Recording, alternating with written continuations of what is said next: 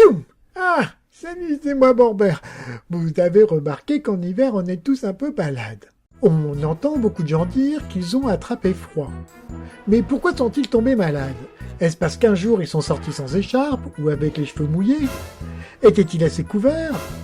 Bref, comment sont-ils tombés malades? Et surtout, pourquoi sommes-nous plus malades quand il fait froid? Eh ben, je vais vous expliquer. Tout d'abord, il faut savoir que ce n'est pas l'air froid qui vous rend malade, mais les microbes. Il y a plusieurs types de microbes, mais en hiver, il y a de grandes chances que ce soit un virus qui vous infecte. Et plus précisément, un rhinovirus ou l'influenza, c'est le nom scientifique de la grippe. Et ce n'est pas parce que vous avez froid qu'un virus va forcément vous infecter. Alors, faut-il se couvrir pour ne pas tomber malade en hiver? Le fait que vous soyez couvert ou non n'y changera pas grand-chose, parce que les virus se propagent dans les gouttelettes d'eau. Et quand on éternue, qu'on tousse ou simplement qu'on expire, on expulse des virus qui flottent dans l'air. Quand l'air est humide, les gouttelettes pleines de méchants virus sont naturellement rabattues vers le sol assez rapidement.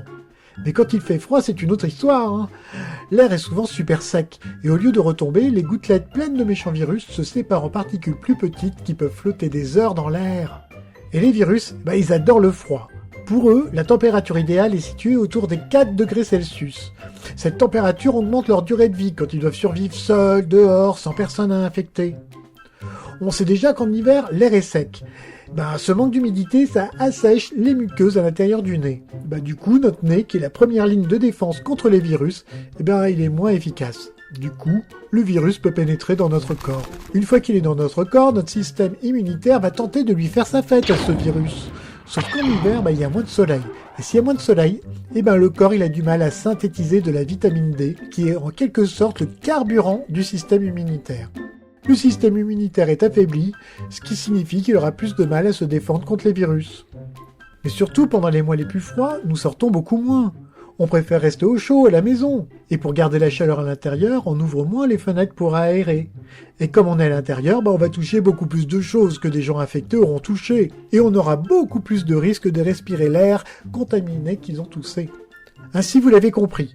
Quand il fait froid, vous avez tout simplement beaucoup plus l'occasion de croiser un virus capable de vous infecter. Il faut tout de même savoir que les chercheurs tentent encore de dénombrer toutes les causes qui peuvent expliquer pourquoi on tombe plus souvent malade quand il fait froid.